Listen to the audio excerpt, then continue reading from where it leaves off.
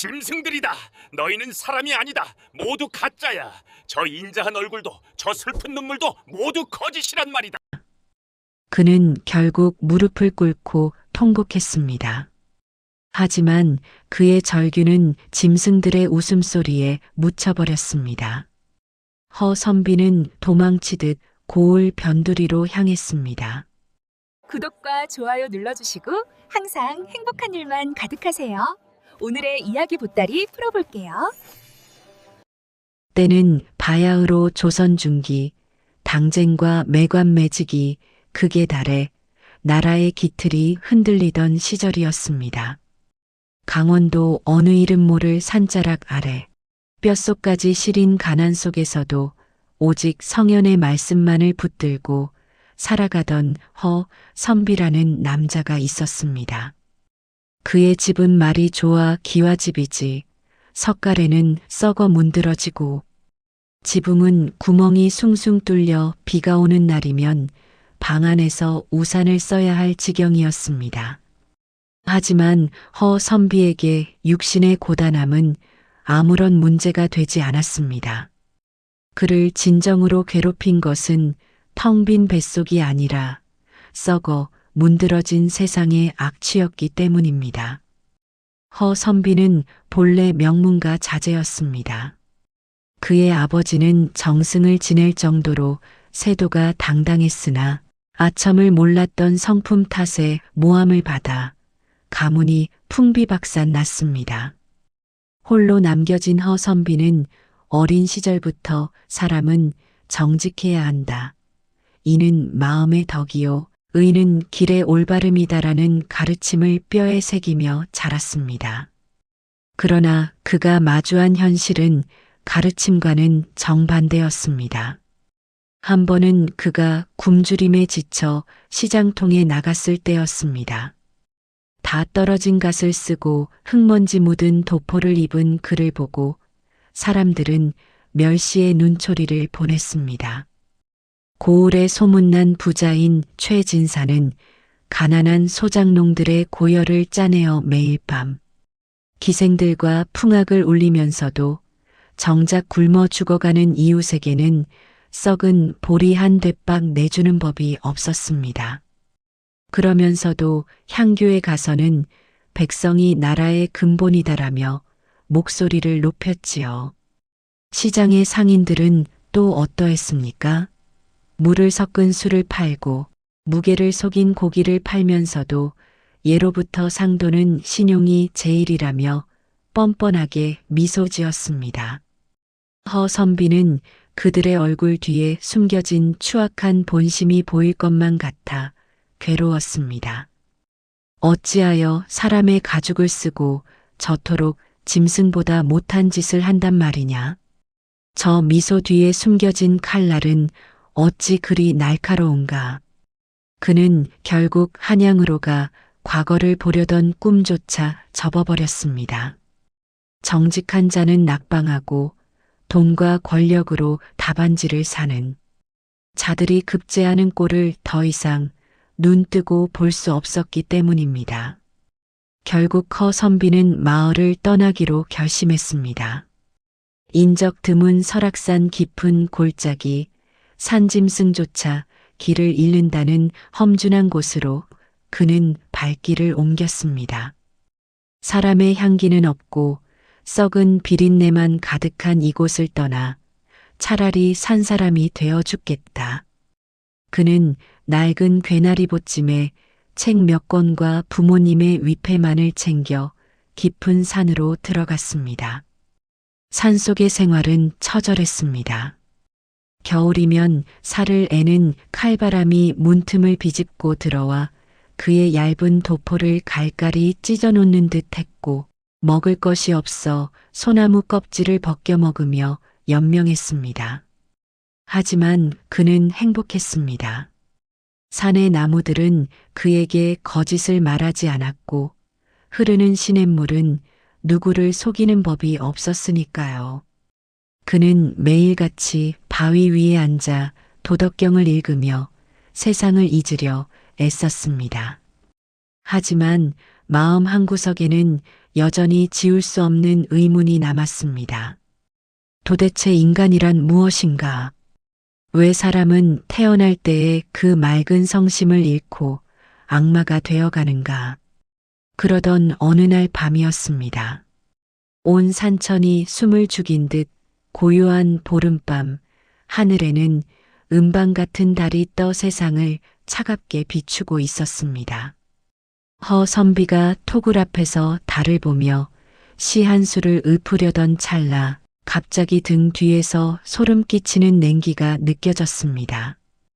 크르르, 낮게 깔리는 짐승의 숨소리. 그것은 단순한 짐승의 것이 아니었습니다. 대기를 진동시키고 땅의 기운을 억누르는 압도적인 존재감이었습니다. 허선비가 천천히 고개를 돌리자 그곳에는 집채만 한 호랑이 한 마리가 서 있었습니다.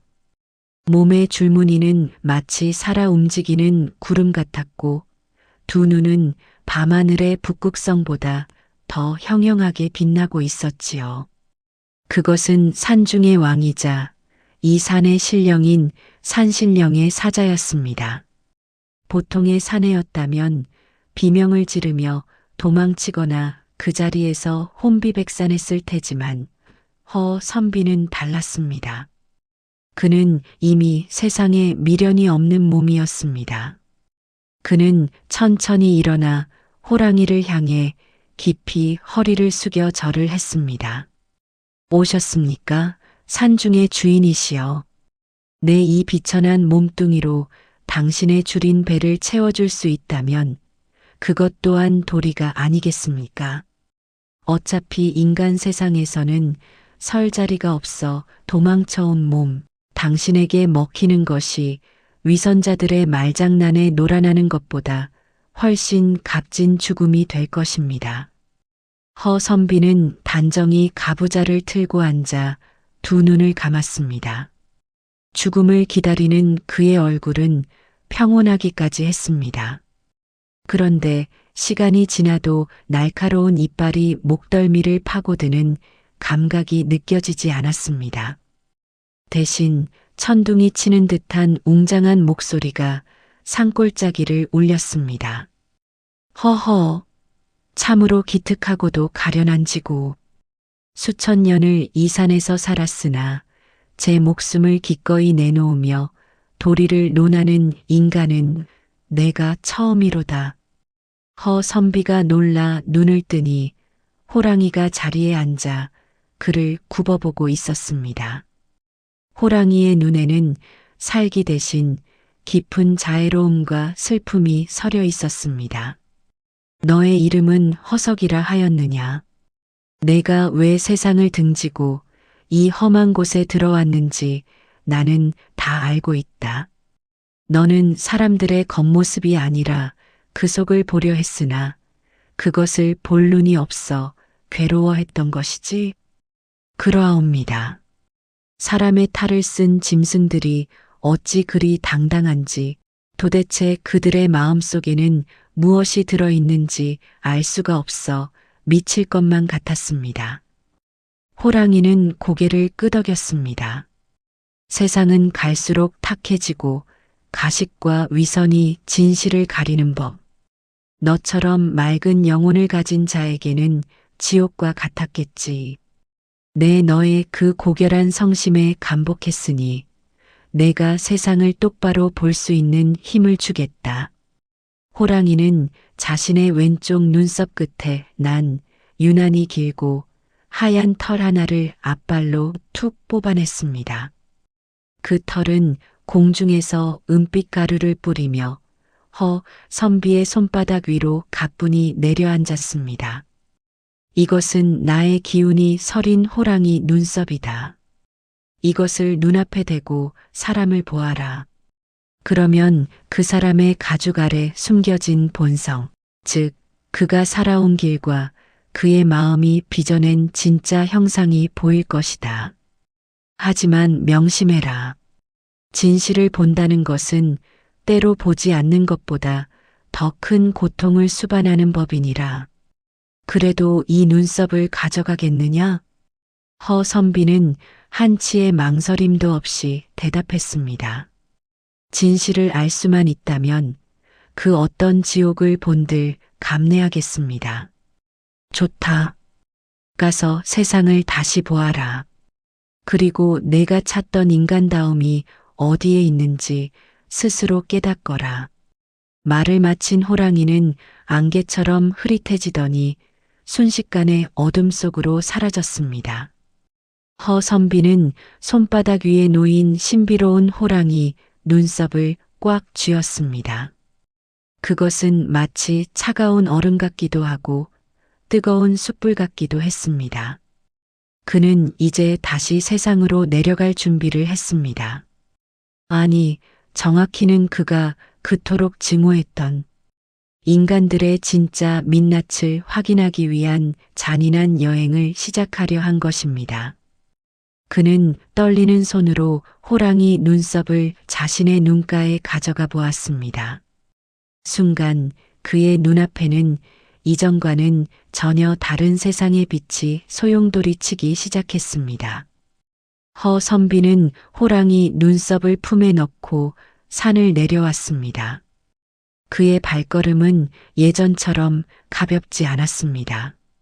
산바람은 차가웠으나 인간 세상의 탁한 공기보다는 맑았고 길가에 핀 야생화는 이름 없어도 거짓이 없었습니다. 그러나 그가 산 아래 마을 평온읍의 성문을 통과하는 순간 코끝을 찌르는 비릿한 냄새가 그를 반겼습니다. 그것은 피비린내도 거름 냄새도 아닌 인간의 욕망이 썩어 문드러지는 지독한 악취였습니다. 마을은 마침 잔치 분위기로 떠들썩했습니다. 이 고을의 최고 권력자이자 조정에서도 청렴의 상징이라 칭송받던 한대감이 회갑을 맞이한 날이었기 때문입니다. 고을 어기부터 늘어선 화려한 청사초롱은 밤을 대낮처럼 밝히고 있었고 팔도강산에서 올라온 진귀한 음식들이 가마에 실려 쉴 새 없이 한 대감의 저택으로 날라졌습니다. 허선비는 저작거리를 지나며 사람들을 관찰했습니다. 사람들은 너나 할 것 없이 한대감의 덕망을 칭송하고 있었습니다. 아이고, 우리 한대감님 같은 분이 또 어디 계시나? 작년 흉년에도 곳간을 열어 우리 같은 백성들을 살리셨지. 그렇고 말고. 이번에 그 아드님도 과거에 급제했다니. 역시 하늘은 착한 사람을 알아보는 법이야. 허선비는 그들의 말이 진실인지 확인하고 싶었습니다. 아니, 어쩌면 자신의 비관적인 생각이 틀렸음을 증명받고 싶었는지도 모릅니다. 그는 떨리는 손으로 소매자락 속에 숨겨둔 호랑이 눈썹을 꺼냈습니다. 그리고 숨을 크게 들이마신 뒤 눈앞에 눈썹을 대고 한 대감의 저택 쪽을 바라보았습니다. 허선비는 비명을 내지르며 뒤로 낮아빠질 뻔했습니다. 눈썹 너머로 본 세상은 더 이상 사람이 사는 마을이 아니었습니다. 가장 먼저 눈에 들어온 것은 정자 위에 앉아 거드름을 피우는 한대감이었습니다. 사람들의 눈에는 인자한 수염을 기른 고결한 노학자로 보였겠지만 호랑이 눈썹을 통한 허선비의 눈에는 머리가 셋 달린 거대한 늑대가 앉아 있었습니다. 그 늑대는 앞발로 금괴를 주무르고 있었고 세 개의 주둥이에서는 시커먼 가래와 함께 끊임없이 백성들의 고열인 핏물이 흘러내리고 있었습니다. 그 옆에서 아버지를 극진히 모시는 듯 보였던 효자 아들은 어떠했습니까? 그의 본 모습은 꼬리가 9 달린 흉측한 여우였습니다. 그는 사람들 앞에서는 공경하는 척 머리를 조아렸으나 속으로는 언제 저 늙은 늑대가 죽어 재산을 내 차지로 만들까 하는 시커먼 계산을 하며 날카로운 발톱을 숨기고 있었습니다. 충격은 거기서 멈추지 않았습니다.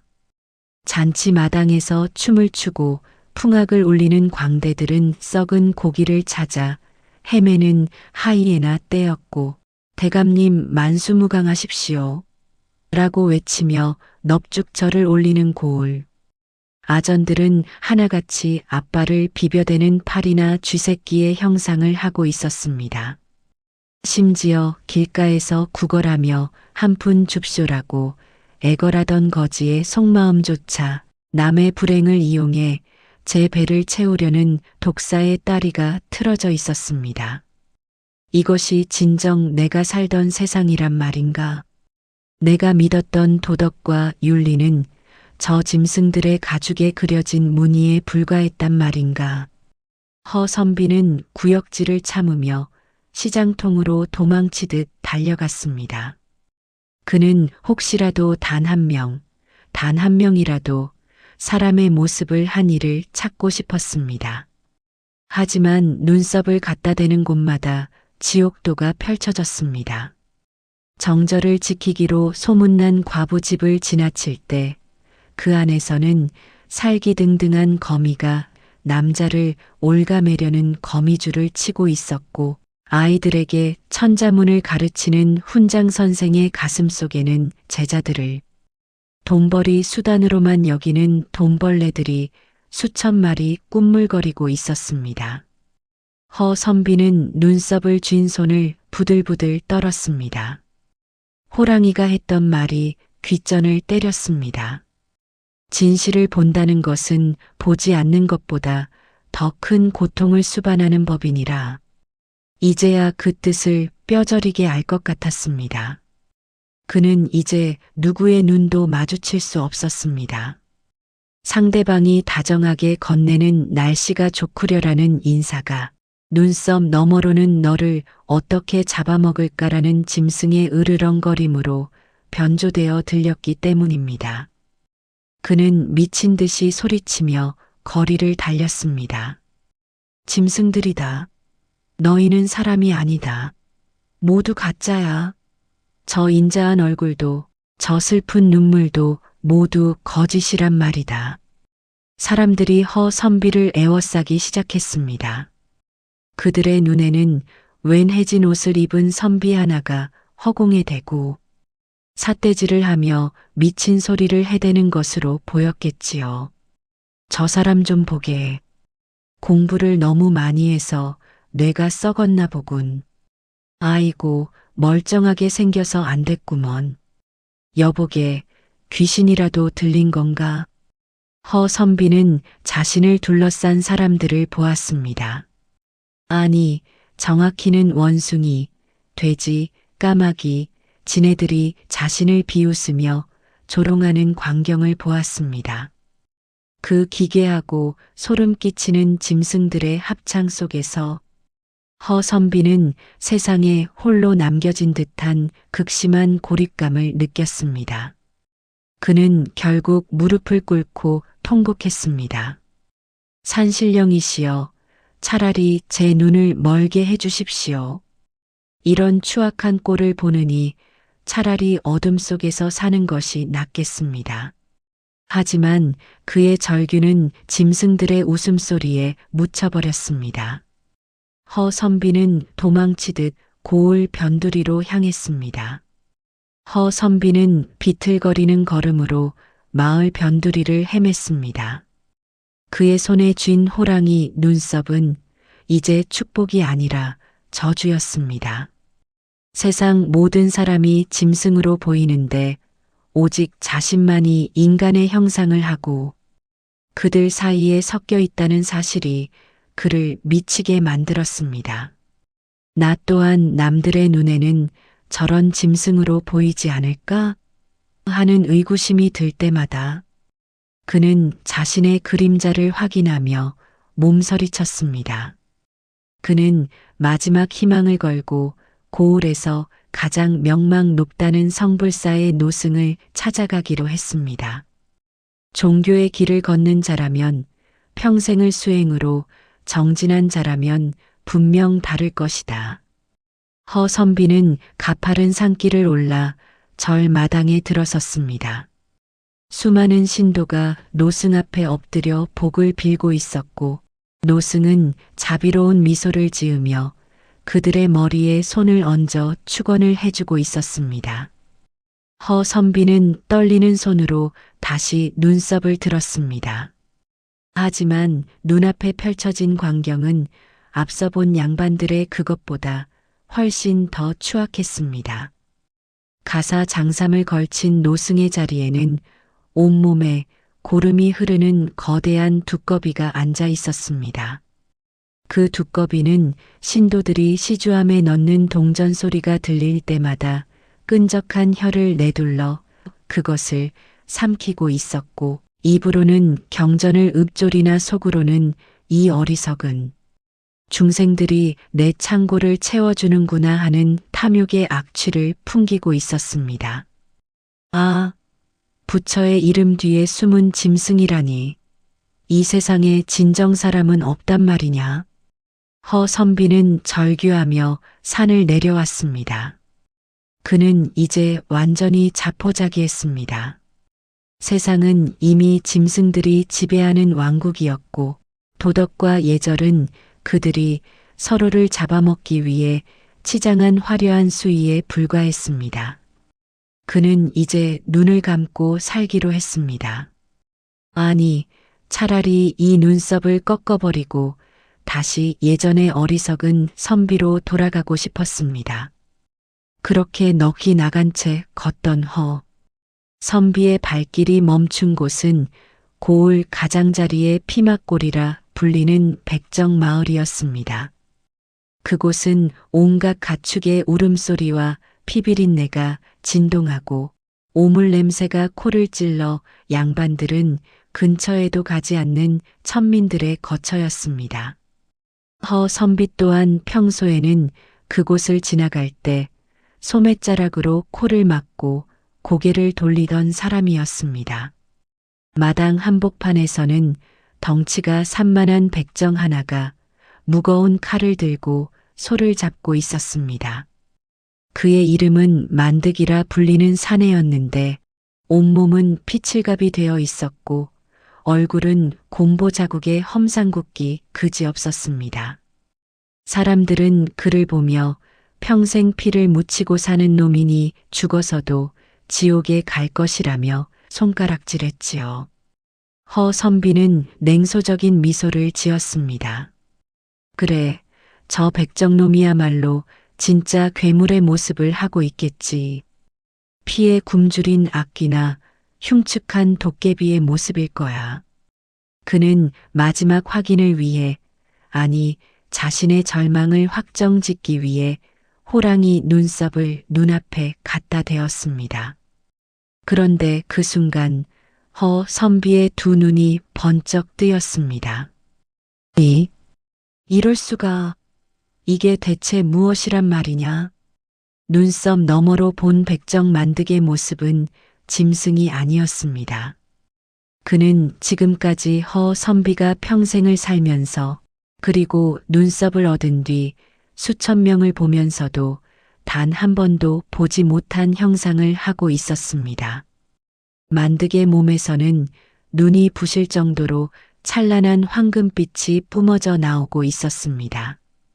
그것은 단순히 빛이 나는 정도가 아니라 주변의 어둠과 비릿한 냄새마저 정화하는 듯한 신성하고도 따뜻한 기운이었습니다. 백정 만득의 본 모습은 그 어떤 제왕보다 위엄있고 그 어떤 성현보다 맑은 진정한 인간의 형상이었습니다.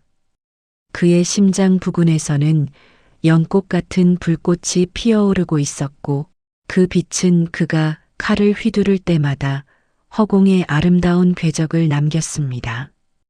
허선비는 충격에 빠져 그 자리에 얼어붙었습니다. 어찌하여 저 천한 백정에게서 이런 빛이 난단 말이냐? 화려한 비단옷을 입고 도덕을 논하던 양반들은 모두 늑대와 여우였는데 피냄새 가득한 이곳에서 짐승의 목을 따는 저 사내가 어째서 유일한 사람이란 말이냐? 허선비는 홀린 듯 만득에게 다가갔습니다. 가까이서 본 만득은 마침 일을 멈추고 옆에 있는 어린 거지 아이에게 고기 몇 점을 건네고 있었습니다. 자, 이건 사또댁에 보낼 고기를 다듬고 남은 자투리다. 집에 가서 할머니랑 국이라도 끓여 먹으렴. 들키지 않게 품에 잘 숨겨가거라. 만득의 목소리는 거칠었지만 그 안에는 진심 어린 걱정과 자애가 담겨 있었습니다.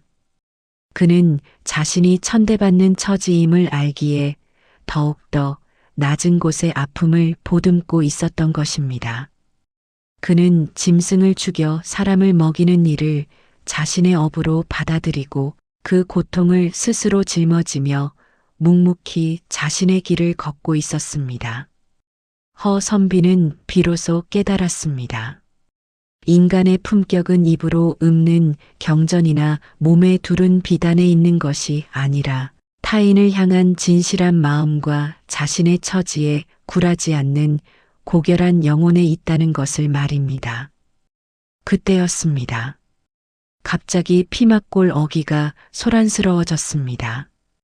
고을 사또의 측근인 이방과 포졸들이 몽둥이를 들고 들이닥친 것입니다. 이놈 만드가, 네 이놈, 사또 어른의 생신 잔치에 올린 최상급 등심을 빼돌렸다는 제보가 들어왔다. 감히 관아의 물건을 건드리다니 오늘 내 놈의 다리를 분질러 놓겠다.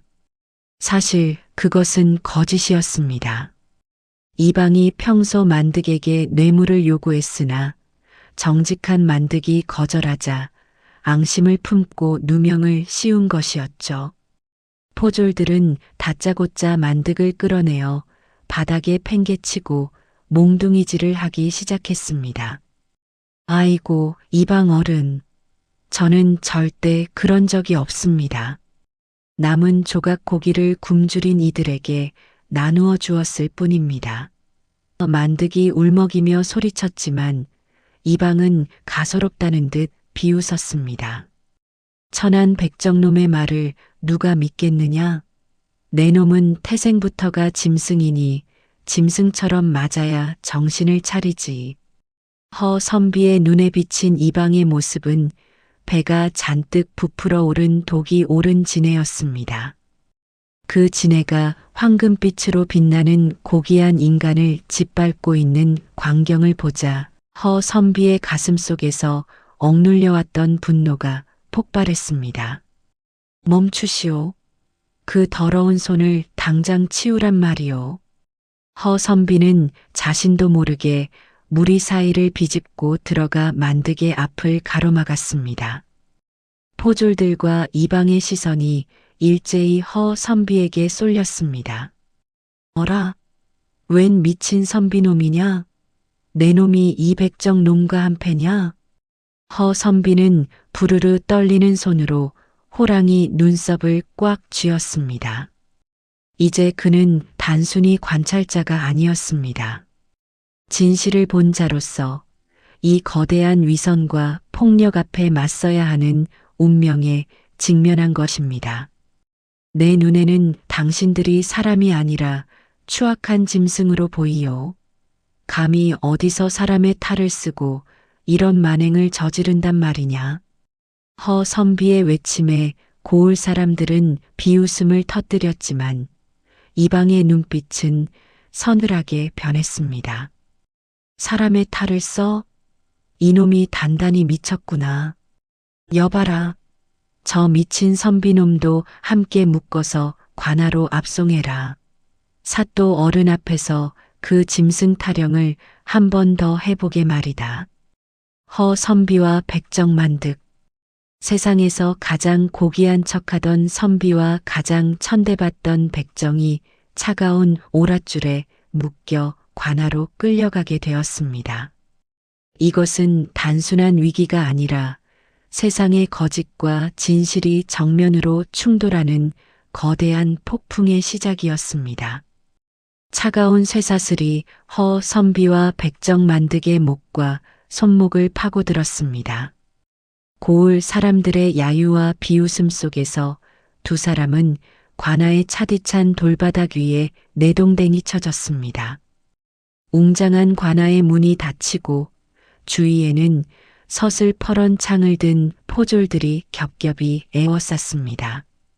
정면 높은 의자 위에는 이 고을의 절대 권력자, 청백리라 칭송받던 사또 변학도가 앉아 있었습니다.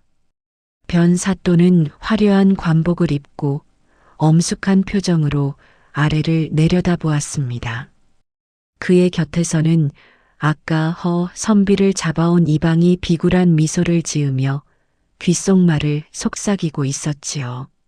사또 어른, 저기 저 미친 선비놈이 어른을 비롯한 모든 관원을 짐승이라 모욕하며 백성을 선동하였사옵니다. 또한 저 천한 백정놈은 관아에 바칠 진상품을 빼돌려 사리사욕을 채웠으니 마땅히 엄벌로 다스려야 하옵니다. 변사또는 천천히 고개를 끄덕이더니 묵직한 목소리로 입을 열었습니다. 허허, 참으로 개탄스러운 일이로다. 나라의 법도가 서슬퍼런데 어찌 이리 무도한 자들이 있단 말이냐? 허 선비라 하였느냐? 내가 감히 나를 짐승이라 불렀다는데 그 오만한 혀를 어찌 감당하려 하느냐? 허 선비는 무릎이 깨져 피가 흐르는 와중에도 꼿꼿이 고개를 들었습니다. 그의 가슴 안쪽에는 여전히 호랑이 눈썹이 숨겨져 있었습니다. 그는 마지막으로 확인하고 싶었습니다. 이 고을의 최고 우두머리이자 백성들의 어버이라 불리는 이 사또의 본습이 과연 무엇인지 말입니다. 사또 어른, 제가 미친 것인지 아니면 이 세상이 미친 것인지 확인해 보고 싶을 뿐입니다. 제 눈에는 보이지만 남들의 눈에는 보이지 않는 진실이 이 눈썹 너머에 있습니다. 허 선비는 온 힘을 다해 오랏줄을 이겨내며 품 안에서 호랑이 눈썹을 꺼내 들었습니다. 포졸들이 달려들어 그를 제압하려 했지만 허 선비는 찰나의 순간 눈썹을 자신의 눈가에 바짝 가져다 댔습니다. 그리고 높은 의자에 앉아있는 변 사또를 똑바로 쏘아보았습니다. 그 순간 허 선비는 자신의 눈을 도려내고 싶을 정도의 극심한 혐오와 공포를 느꼈습니다. 지금까지 본 늑대나 여우, 지네 따위는 차라리 귀여운 수준이었습니다. 변 사또의 자리에 앉아 있는 것은 수천 마리의 구더기가 뒤엉켜 사람의 형상을 유지하고 있는 거대한 시체 괴물이었습니다. 그 괴물은 숨을 쉴 때마다 시커먼 악취를 뿜어냈고 그의 심장 자리에는 사람의 심장 대신 썩어 문드러진 금전들이 가득 차 있었습니다. 더 충격적인 것은 그 괴물의 발 아래에 수많은 백성의 혼령들이 짓밟혀 비명을 지르고 있는 환영이 보였다는 사실입니다. 아, 괴물이다. 저것은 사람이 아니다. 산채로 시체를 뜯어먹는 악귀란 말이다. 허 선비의 처절한 비명소리가 관아 마당을 뒤흔들었습니다. 변 사또의 얼굴옥은 그 구더기 뭉치 일그러졌습니다. 자신의 정체를 꿰뚫어 본 자에 대한 본능적인 살이었습니다. 내 놈이 진정 죽기를 각오했구나. 저 미친놈의 눈썹을 뺏고 당장 목을 쳐라. 감히 조정의 관리를 아끼라 모독하다니 이는 영모나 다름없다. 포졸들이 몽둥이와 칼을 휘두르며 달려들었습니다. 허 선비는 바닥을 구르며 매질을 당했습니다. 퍽, 퍽 소리가 날 때마다 뼈가 부러지는 고통이 밀려왔지만 그는 눈썹을 뺏기지 않으려 주먹을 꽉 쥐었습니다. 그때 옆에서 묵묵히 매를 맞고 있던 백정만득이 갑자기 소리를 질렀습니다. 멈추시오. 저 선비님은 아무 죄가 없소. 나를 죽이고 저분은 놓아주시오. 만득이 허 선비를 감싸 안으며 대신 매를 맞기 시작했습니다. 그런데 놀라운 일이 벌어졌습니다. 만득이 허 선비를 품에 안는 순간 만득의 몸에서 뿜어져 나오던 그 찬란한 황금빛이 허 선비에게도 전달되었습니다. 극심한 통곡과 공포로 물들었던 허 선비의 마음속에 갑자기 평온함과 용기가 샘솟기 시작했습니다. 허 선비는 만득의 품 안에서 눈을 떴습니다. 그리고 눈썹 너머로 만득을 보았습니다. 여전히 그는 황금빛의 고귀한 성인의 모습을 하고 있었습니다. 만득의 빛이 닿는 곳마다 변 사또가 내뿜던 시커먼 구더기들이 비명을 지르며 타 죽어가는 광경이 펼쳐졌습니다. 만득씨, 당신은 진정 이 세상의 유일한 구원이군요. 허 선비는 깨달았습니다. 진실을 보는 눈썹보다 더 소중한 것은 그 진실을 지키기 위해 자신을 희생하는 따뜻한 마음이라는 것을요. 하지만 변 사또는 더욱 광분했습니다. 무엇들 하느냐? 저 백정놈과 선비놈을 당장 참수해라. 지금 당장. 관아 마당 한복판에 거대한 칼을 든 망나니가 등장했습니다. 망나니조차 눈썹 너머로는 피를 탐하는 멧돼지의 형상을 하고 있었지요. 허 선비와 만득의 목 위에 서늘한 칼날이 들이대졌습니다. 구경하던 백성들은 겁에 질려 고개를 돌렸고 이방은 회심의 미소를 지었습니다. 허 선비는 죽음을 앞두고 마지막으로 하늘을 우러러 보았습니다. 산신령이시여, 당신이 준 이 눈썹으로 세상의 추악함만 보다 죽게 하시렵니까? 진정 정의는 짐승들의 발톱 아래 사라지는 것입니까? 칼날이 허공을 가르며 내려오려는 순간 하늘이 갑자기 어두워지며 마른 하늘에 날벼락이 치기 시작했습니다. 마른 하늘에 날벼락이 치며 관아 마당은 순식간에 아수라장이 되었습니다. 칠흑 같은 먹구름이 태양을 집어삼켰고 그 어둠 속에서 번개는 마치 분노한 신의 눈동자처럼 관아 구석구석을 훑쳤습니다.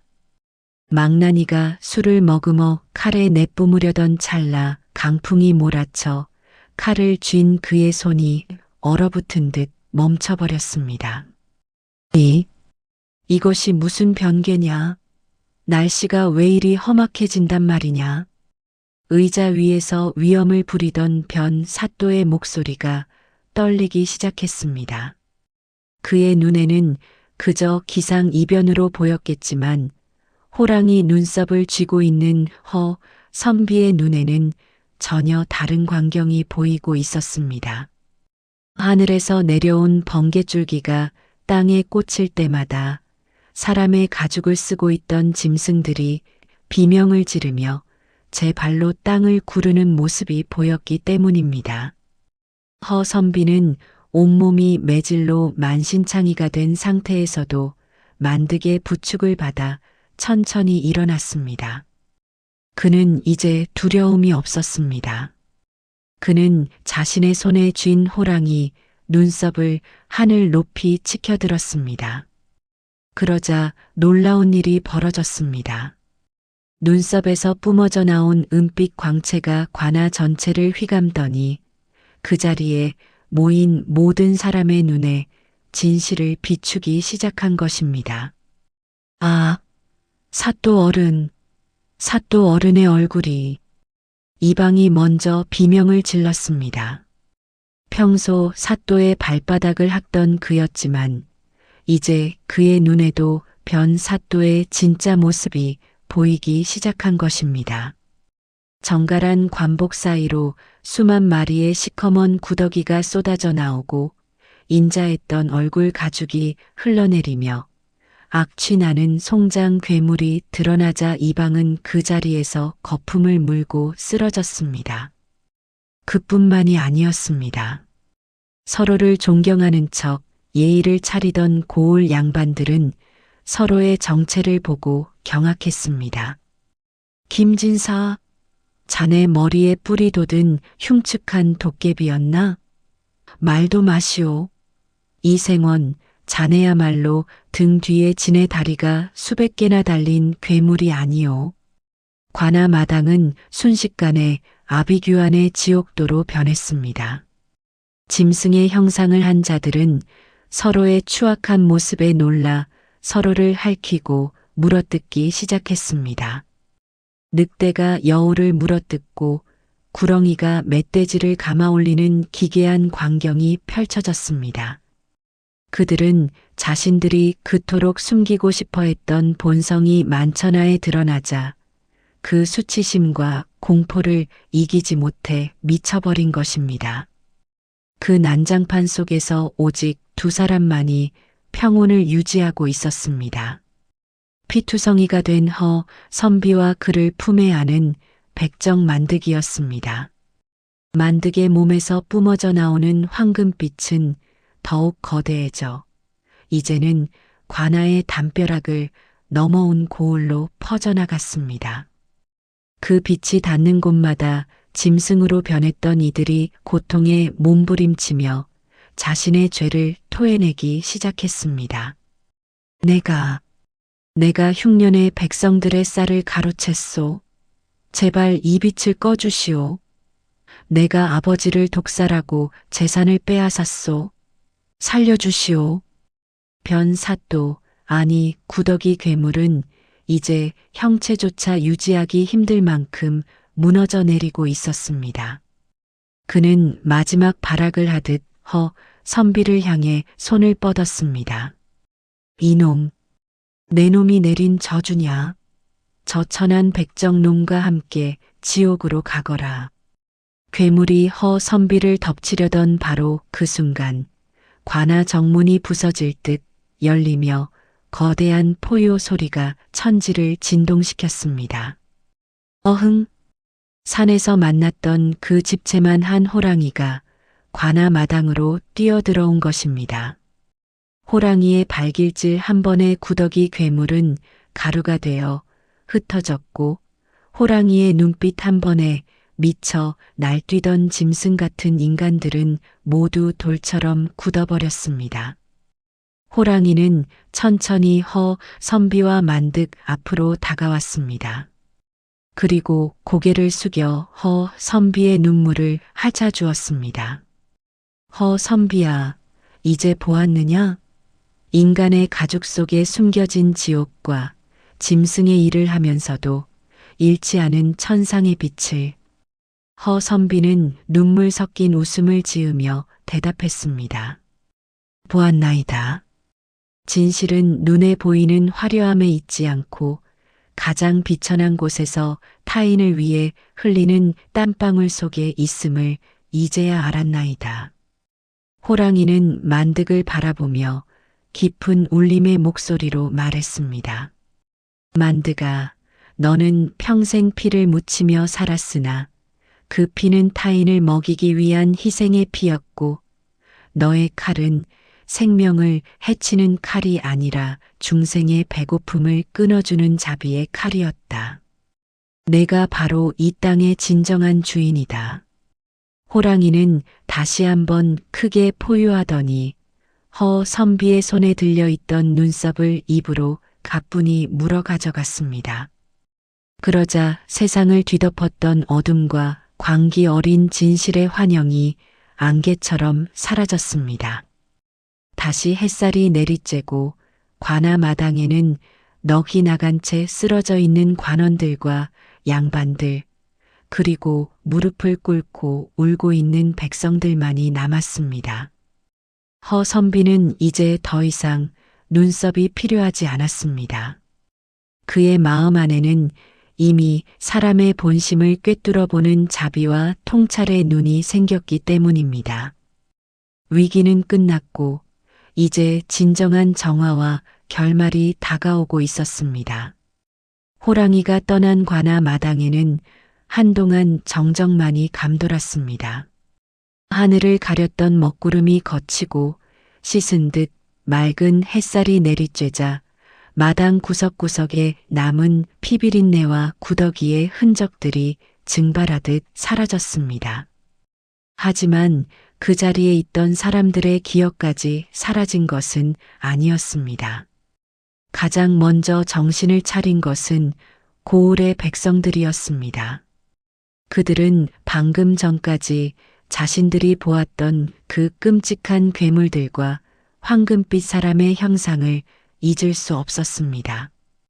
그들은 누가 먼저랄 것도 없이 오랏줄에 묶인 채 쓰러져 있던 선비와 백정 만득에게 달려갔습니다.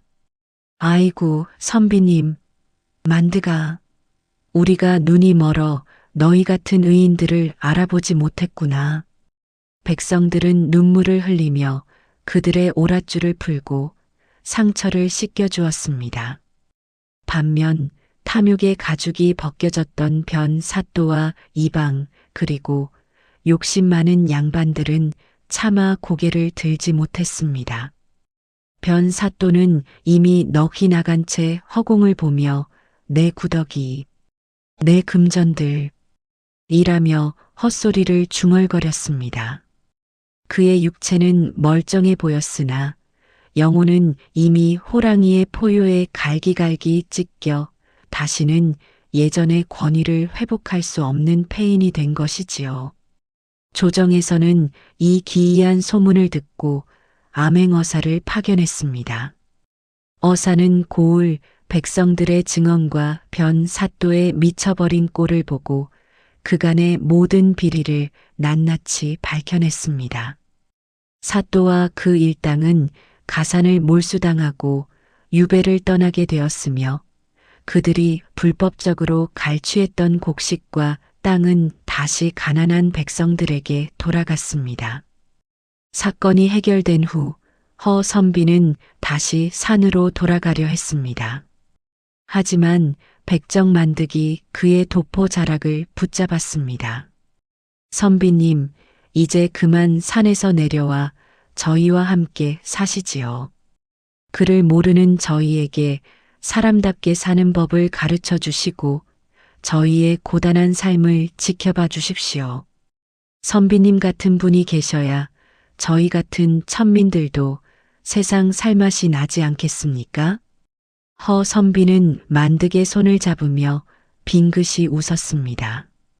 예전 같으면 백정의 손을 잡는다는 것은 상상도 못할 일이었으나 이제 그에게 만득의 손은 그 어떤 옥자보다도 고귀한 인간의 손이었습니다. 만득 씨, 내가 가르칠 것이 무엇이 있겠소? 오히려 내가 당신에게서 진정한 사람의 길을 배웠는걸요. 좋습니다. 이제 붓 대신 호미를 들고 책 대신 사람의 마음을 읽으며 살아보겠소. 그날 이후 허선비는 관직의 길을 완전히 접고 피막골 근처에 작은 서당을 열었습니다. 그 서당의 이름은 견심당, 즉 마음의 본 모습을 보는 집이었습니다. 이곳에는 양반의 자제뿐만 아니라 만득의 아들, 시장 상인의 딸, 심지어 노비의 자식들까지 모여 글을 배웠습니다. 허선비는 그들에게 사서삼경보다 먼저 타인의 아픔을 내 몸처럼 느끼는 법과 거칠애보다 속마음을 가꾸는 법을 가르쳤습니다. 백정만득은 여전히 고기를 잡았습니다. 하지만 이제 사람들은 그를 천한 백정이라 부르지 않았습니다. 그가 잡은 고기는 가장 공정하게 나누어졌고 그가 휘두르는 칼날은 생명을 존중하는 마음을 담아 가장 고통 없이 짐승의 너클 달랬습니다. 사람들은 만득이 지나갈 때마다 정중히 고개를 숙여 인사했습니다. 그의 겉모습은 여전히 투박했지만 고을 사람 모두는 이제 알고 있었기 때문입니다. 그의 가슴 속에 호랑이 눈썹으로만 보이던 그 황금빛 연꽃이 활짝 피어 있다는 사실을 말입니다.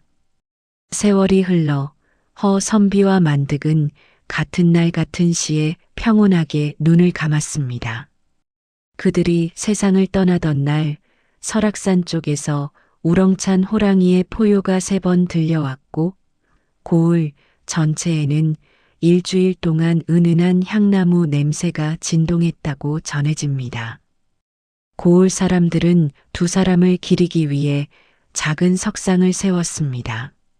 하나는 갓을 쓴 선비의 모습이었고 다른 하나는 칼을 든 백정의 모습이었습니다.